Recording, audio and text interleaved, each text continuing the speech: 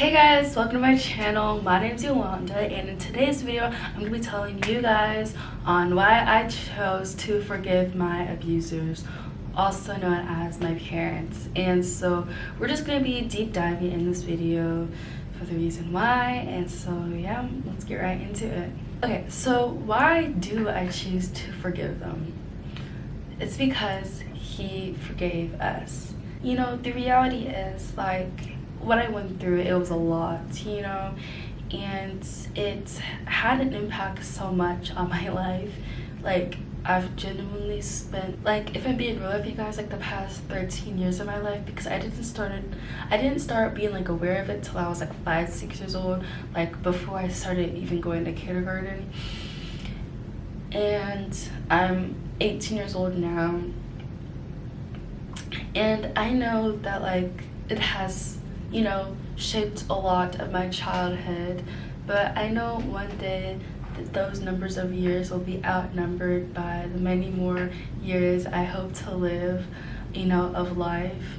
And that's, you know, not to say that what happened needs to be like forgotten. No, like if it was meant to be forgotten or whatever, then it's like I would have not been doing this. I would have not be spreading awareness, because I definitely do, and I'm a firm believer that, like, you know, some things need to be addressed, especially from the past. Almost like looking through history books, you know, we look back, acknowledge what happened, learn from our mistakes, then move on. And so I think similarly with this though too, it's like, you know, like it sucks what happened, but at the end of the day, I can't change anything that happened, you know. Not to say that there wasn't good memories in my childhood. Of course there was good moments that I experienced, but there was also a lot of bad experiences and things that, like, are hard to go to sleep, or sometimes I'll have nightmares about, because it's just a lot to think about. But ultimately, like, if I continue to linger on those thoughts, like, it can just consume me so much. I used to think about it all the time, but that was mainly like when I was living in the situation. But it was just so hard to not stop thinking about it. Like, I remember, like, I would try to forget it, and, you know, think that things will get better, but then soon the next week something will happen. It's just like, dang, like, you know, it was hard, because it was like I was scared, not scared, but like it was just always so, like, it was always a surprise every day coming home from school. It was like, what am I gonna walk into? Or even at night, will I be able to get enough sleep? Or some days somebody's gonna do this or that. Or like, I remember one day I was doing my homework in my room and they just start yelling, and so then I just leave and I go to Panera Bread. But in my head I'm just thinking, I was literally crying on the way, and I was like, you know, like, why? Like, it's supposed to be like a safe space, a comfort place, to be able to go home and know that, you know, you're gonna be loved, and that it's gonna be like just a warming place in general, a safe environment, you know, for feelings and to like de-stress and relax. But like, honestly, because, like, you know, like, there's like a lot of things that happen at school, and like a lot of drama and chaos and people that are annoying and yada yada yada, bullying, all that stuff. And so you think, you know, my escape from school is home, but it was really the opposite. Like, my escape from my home was school, which is why, you know, I would spend so much time, and why luckily, you know, I was involved in sports, and it was something that I was definitely, like, it was just really good outlet, and something that, like, I looked forward to, like, the end of the day, knowing that, like, I would go to practice and see my favorite teammates and be with my, you know, great coach. I remember my freshman and sophomore year coach, he was definitely the best, and, you know, definitely, like, made it, like, worth living, definitely, because there was just some times where I would just be so discouraged. But going to practice, I knew it was gonna be a good time. Even though we'd run like so many miles, that would definitely just, like, it would be a good way to, like, get my mind, like, cleared. And then being by good people, it was just like, how can you be upset doing that? And if I was upset, they would be there to comfort me, and so that was really nice to have. I think if we choose to hold these things, you know, over people's heads, and to really not, like, forgive them, then it's kind of like, honestly, like, hurting us more in a sense, because it's just like, once again, like, you're consumed by those thoughts, and it's just like, you know, it doesn't make you feel good, I think, at the end of the day. And it's like, you have like this, I remember for the longest I always, like, wanted revenge back on my parents, and I was just literally hoping, that, like, one day, you know, they would go to jail, or somebody would acknowledge that what they're doing is wrong. There are people that acknowledge that what they're doing was wrong, but they never got, like, you know, what is the word, like, they were never like punished for it. Like even at church, I told you guys that, I got leaders involved and they just like dismissed it, and they were still in leadership positions at church working with other kids. And were I know the year that I had left, my dad was actually like a high priestess or something like that, and so he was basically residing over the church. And it's just like, I don't know, it just didn't make sense to me. And then like even like at work, I remember there was like a background check, right? And they saw that multiple times defects was called on my mom. And I remember at that time, she's like, yeah, like my boss was asking like, why, was defects case open? And she's like saying like how it was like a waste of time to me, or just like how I could have made her lose her job. And when she told me that day, I was like, ain't no way, because no way, like can we take accountability for our actions? But once again, like I'm like over the situation, but like sometimes I just like it does come up in thoughts, and like memories come up with some people that I knew during that time that I might have been going through a hard time with. But yeah, like overall, like I can sit and linger over thoughts. Even the last thing I was just telling you guys, I could sit and linger over that like all day long and just be like, oh my gosh, like how like mean they were to me, and like how much trauma like I have to deal with now, and X, Y, and Z. And like honestly, like sometimes just looking back, it's just like, dang, like that actually really does suck. But at the end of the day, like the Lord does not hold over my head all of the mistakes I've made. And because like honestly, especially like that time period that I did not know Christ, it was such for like a long time of my life, like 14 years of my life.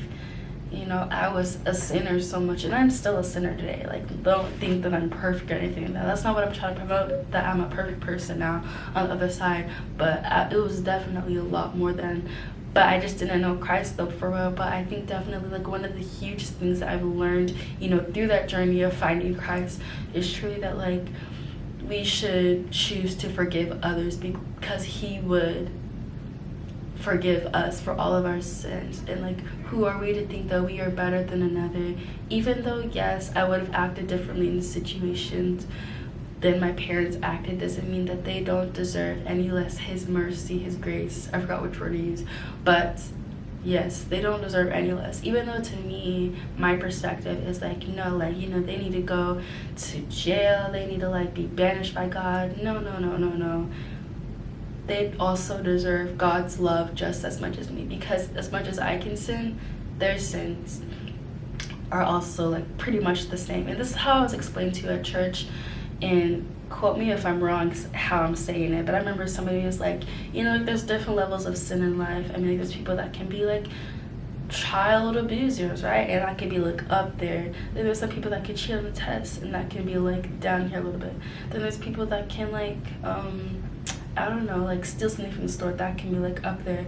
But at the end of the day, that's from our perspective is the different levels. But to God, when he looks down, he sees it all the same. And even people that commit heinous crimes too are just as much as deserving of God's love to be extended towards them. And in our perspectives, we just might feel, because it's like like it's just hard to think of it that way, but at the end of the day, like we're all human. Not to say that's like a human mistake, like that is like actually like insane, some of the things that people do to other people. But it's also like incredibly amazing to see that like how when people are forgiven by the Lord and really surrender their lives to him, of like how much they truly can change. And hearing some of the stories, like I know this one person, I didn't know that personally, but there's this huge incident that happened and at my school last year. And I remember like I was on a TikTok or Instagram live actually, and I asked them like what their favorite Bible verse was, and they said Proverbs 20:30, and they're basically saying from that verse about like how they needed such moment to happen so they can turn to Christ. And it's unfortunate of the circumstances, and now like they're facing like legal action and all that stuff, because I think the legal action is happening like currently, but overall like they brought them closer to Christ. And it's so interesting like how truly you can see how transformed they are. And the same thing can happen to you if you can really like, not like that insinuating crisis, but I think the principle, the same thing can happen to you, that like, you know, your life can really change, like if you can really like, you know, I feel like just humbling yourself before the Lord and realizing that like you are his sinner, and being like, Lord, like I need your forgiveness, and teach me like how, and like help me have the desire to like stop sinning, or at least if I am sinning, to like ask for forgiveness and to try to work and do better.